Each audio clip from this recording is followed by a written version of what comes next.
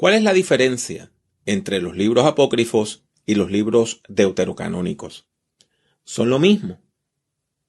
Esa es una duda que asalta a varias de las personas que comienzan a estudiar la Biblia de manera más rigurosa. Así que vamos a hablar de esa diferencia.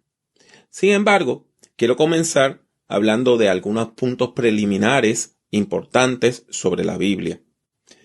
En sí, Biblia es una palabra que viene del griego y quiere decir libros, porque un solo libro en griego se dice biblios. Por lo tanto, Biblia, estamos hablando de una colección de libros. La Biblia en sí tiene 66 libros sagrados, que se dividen en dos partes principales. La primera parte se conoce como el Antiguo Testamento o el Antiguo Pacto y tiene 39 libros. Y por otro lado, tenemos la segunda parte de la Biblia que se llama el Nuevo Testamento o el Nuevo Pacto y tiene 27 libros. Originalmente esa primera parte de la Biblia se escribió en hebreo y para el judaísmo se conoce como la Biblia hebrea. Tanto la Iglesia cristiana como el judaísmo reconocen los mismos 39 libros del Antiguo Testamento de la Biblia hebrea como sagrados. Claro está, las personas cristianas nos referimos a esa parte, a esa colección de libros, como el Antiguo Testamento. Sin embargo, para el judaísmo se conoce como la Biblia hebrea. En el judaísmo, el nombre que se le da a lo que nosotros llamamos el Antiguo Testamento, no solamente Biblia hebrea, sino que se utiliza otra palabra más que es Tanakh. Esa palabra es un acrónimo, o sea, está compuesta de las primeras letras o sílabas de otras tres palabras. La primera es Torah, que quiere decir ley, instrucción, y que se refiere a lo que nosotros llamamos el Pentateuco, los primeros 5 libros de la Biblia. La segunda palabra es Nevi'im, que quiere decir profetas. Y Ketuvim quiere decir escritos, así que usted toma la T de Torah, la N de Nevi'im, la K de Ketuvim y de ahí sale Tanakh. El hebreo es un idioma muy distinto al nuestro. Se escribe de derecha a izquierda y tiene toda una forma distinta, una grafía distinta, tiene un alfabeto distinto. En términos generales, si usted va hoy a Israel, va a encontrar que el hebreo no tiene vocales. Usted abre el periódico no tiene vocales, los letreros no tienen vocales. Y originalmente, la Biblia hebrea, esos libros que componen el Antiguo Testamento, no tenían vocales. Por lo tanto, usted se preguntará cómo una persona puede leerlo, aprenderlo a leer. Bueno, en el judaísmo enfrentaron el mismo problema y lo que hicieron fue, para eso del segundo o tercer siglo, un grupo de personas que se conocieron con el nombre de masoretas vocalizaron el Antiguo Testamento. Y por eso, ese texto que está vocalizado se conoce como el texto masorético. Todo eso ocurre durante los primeros 5 siglos de la era cristiana. Y el texto masorético, pues, facilita el aprendizaje y la lectura de lo que nosotros llamamos el Antiguo Testamento de la Biblia hebrea. Aquí ustedes pueden ver una fotografía del Salmo 1 en hebreo. Y note cómo empieza de derecha a izquierda, diciendo, Asher Haish, bienaventurado el hombre. Asher Haish. Y usted puede ver que es ciertamente difícil la lectura del hebreo. Ahora bien, ocurrió algo muy importante en el siglo IV a.C. Me refiero a que un hombre que venía del norte de Grecia, de Macedonia, conquista prácticamente todo el mundo conocido y llega desde lo que hoy nosotros llamaríamos Yugoslavia, Bosnia, hasta lo que hoy conocemos como Afganistán y la India, Egipto, o sea que conquista una gran parte del mundo. Ese hombre se llamó Alejandro y la historia lo recuerda como el Grande, Alejandro Magno o Alejandro el Grande. Él llega al trono de Macedonia en el año 336 y muere a los 33 años en Babilonia en el año 323. O sea que este hombre, en términos de 13 años, pero 10 de batalla, es que logra todas estas hazañas militares. Pero Alejandro, aparte de conquistar y de lograr fama y fortuna, como todas las personas que se dedican a ese tipo de actividad, tenía otro propósito. Era el divulgar la cultura griega, lo que se llama la cultura helenística, porque helenos quiere decir griego, en griego, ¿verdad? Hélade quiere decir Grecia en griego. Así que helenístico es como decir griego.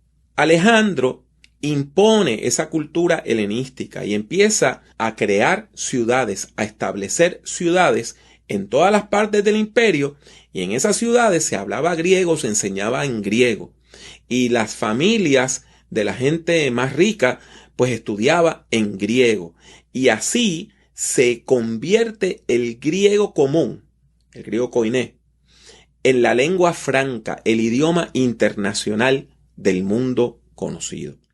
Esto implica que muchas de las personas que vivían fuera del territorio que hoy nosotros llamamos la Tierra Santa, que eran judías, apenas hablaban hebreo. Y lo que hablaban, el idioma más común, era el griego. Por ejemplo, Alejandro establece una ciudad enorme, que fue una de las ciudades más importantes del mundo, en Egipto. Se llamó Alejandría, la ciudad de Alejandro. Y ahí había una gran comunidad judía. Y no solamente eso, sino que hasta hicieron una réplica del templo de Jerusalén. Esas personas lo que hablaban era griego. Por lo tanto, se impone traducir la Biblia hebrea, los escritos sagrados hebreos, al griego. Y esos 39 libros se traducen al griego. Las personas que estuvieron a cargo de esta traducción, de acuerdo a la leyenda, eran 70 sabios. Y por eso se conoce como la traducción de los 70 o la Septuaginta. Algo importante es que aparte de los libros que originalmente fueron escritos en hebreo, también la Septuaginta contiene una serie de libros escritos originalmente en griego. Esos libros se conocen en su mayoría como los libros deuterocanónicos. Y la Septuaginta se convierte en una versión muy popular de las escrituras hebreas. Y cuando nace el cristianismo, la mayor parte de la gente cristiana, sobre todo aquellos que venían del paganismo y aquellos que, aunque eran judíos, vivían fuera del territorio nacional y su idioma principal era el griego, pues entonces encontramos que la Septuaginta se convierte en la Biblia de la iglesia primitiva. En el Nuevo Testamento, casi siempre que se habla de las Sagradas Escrituras, de lo que se está hablando es de la Septuaginta. Y la inmensa mayoría de las citas que hay del Antiguo Testamento en el Nuevo Testamento, de donde provienen es de la Septuaginta y no del texto hebreo. Aquí usted puede ver una foto del Salmo 1 en griego, que comienza diciendo Makarios aner, feliz el hombre, hos uk eporeuce en bulé asebón, o sea, bienaventurado, feliz, Makarios lo que quiere decir es feliz el hombre que no comparte, que no tiene comunión, que no tiene relación con la reunión, la bulé de la gente que no tiene piedad. Usted puede ver la enorme diferencia entre el texto griego y el texto hebreo. Y usted puede entender por qué se populariza más el texto griego, porque ese es el idioma más hablado del mundo. Ese es el idioma más hablado del mundo en el primer siglo. Vamos a enfocar en estos libros que contiene la Septuaginta, que originalmente fueron escritos en griego. Estos libros son Tobías, Judith, Primera, Segunda de Macabeos, Baruch, Eclesiástico y Sabiduría. Son 7 libros. Aparte de eso, hay unos capítulos, unas partes, porciones que se le añaden a Esther y a Daniel. Por eso usted va a ver que en ocasiones se habla de 7 libros y a veces se habla de 9. Pero en realidad lo que se viene a conocer como los libros deuterocanónicos, lo que quiere decir es del segundo canon, porque deutero en griego quiere decir 2. Canon quiere decir regla. Por lo tanto, deuterocanónico quiere decir de la segunda regla o de la segunda lista. Son 7 los que están en el centro. Tobías, Judith, Primera y Segunda de Macabeos, Baruch, Eclesiástico, Sabiduría. Y tiene entonces las añadiduras a Esther y Daniel. El judaísmo no reconoce estos libros como libros inspirados por Dios. Y en gran parte porque la Septuaginta era tan popular dentro de la iglesia, el judaísmo rechaza la Septuaginta y afirma que los únicos libros inspirados son los 39 libros sagrados escritos en hebreo. La iglesia sigue utilizando una versión del Antiguo Testamento que contiene estos libros deuterocanónicos. Y cuando se va a traducir la Biblia al latín, Jerónimo, que en muchos círculos se conoce como San Jerónimo, él al principio resistió la idea de incluir estos libros originalmente escritos en griego.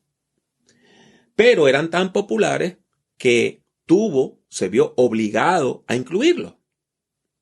Sin embargo, él mismo dijo que eran libros de una importancia secundaria con respecto a aquellos escritos originalmente en hebreo. Los libros deuterocanónicos, en términos generales, no son heréticos. No lo son. Su lectura puede ser hasta edificante. Si usted lee el libro de Sabiduría, es precioso. Sin embargo, el libro de Tobías, que a veces también se conoce como Tobit, puede ser hasta cómico. El libro de Primera de Macabeos es bien importante porque nos explica eventos que ocurrieron en lo que se conoce como el periodo intertestamentario, donde hubo una guerra de guerrillas contra el imperio Seleucida, que era un grupo que gobernaba desde Siria de personas que originalmente eran griegas y que deseaban imponer la religión griega a los judíos y hasta llegaron a colocar estatuas de Zeus en el templo de Jerusalén. Aparte de los deuterocanónicos, hay otros libros, tanto del Antiguo como del Nuevo Testamento, que se conocen como los libros apócrifos o escondidos. Esos son libros antiguos que en su mayoría pretenden haber sido escritos por personajes bíblicos. Pero eso no es cierto. De hecho, la mayoría de esos libros contienen ideas heréticas, ideas que ni el judaísmo ni la iglesia cristiana las reconoce como correctas. Los apócrifos del Antiguo Testamento incluyen a Primero y Segundo Esdras, que también se conoce como el Cuarto Esdras o el Cuarto Ezra, y los escritos de Enoc. Algo que confunde es que en la Septuaginta, aparte de los deuterocanónicos que le dije, se incluyen el tercer y cuarto libro de los Macabeos. Esos no forman parte de los deuterocanónicos, sino que se conocen como libros apócrifos. En términos generales, ¿cuál es la diferencia? Los libros deuterocanónicos pueden ser edificantes y hay expresiones del cristianismo como la Iglesia Católica, las iglesias ortodoxas, que reconocen esos libros como sagrados. Sin embargo, la inmensa mayoría del cristianismo no reconoce los deuterocanónicos como libros inspirados por Dios, no los ve como libros sagrados, aunque considera que la lectura de esos libros no es dañina y puede ser hasta edificante. Sin embargo, los libros apócrifos, esos libros sí son peligrosos porque contienen historias falsas y contienen falsas doctrinas. No solamente hay apócrifos del Antiguo Testamento, también hay apócrifos del Nuevo Testamento. Por ejemplo, hay evangelios falsos que pretenden narrar la infancia de Jesús y hasta la de Pedro. Existen hechos de Juan, de Pedro, de Pablo, de Andrés, de Tomás. Existen epístolas a los laodicenses, la epístola falsa de Tito, tercera de Corintios y una correspondencia que es completamente falsa entre Pablo y un político y filósofo romano llamado Séneca. Todo eso es falso. Del mismo modo, hay Apocalipsis de Pedro, de Pablo, de Tomás y otro tipo de apocalipsis que se conoce como los oráculos sibilinos. Todo eso es falso y todo eso contiene falsas doctrinas, sobre todo doctrinas de una herejía que se llamó el gnosticismo. Por lo tanto, la pregunta que se impone es cuán importante es hacer la diferencia entre deuterocanónico y apócrifo. Pues mis hermanos, mis hermanas, lo primero es que son dos colecciones distintas. Por lo tanto, lo más correcto es tener claro qué es deuterocanónico y qué es apócrifo. Les recalco que la lectura de los deuterocanónicos puede ser hasta edificante.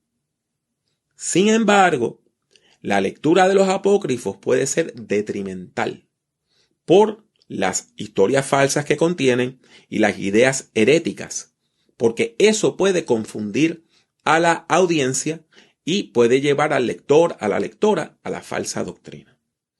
Por lo tanto, les ruego, les pido que noten la diferencia entre ambas colecciones. No confundan deuterocanónico con apócrifo, porque son dos cosas distintas.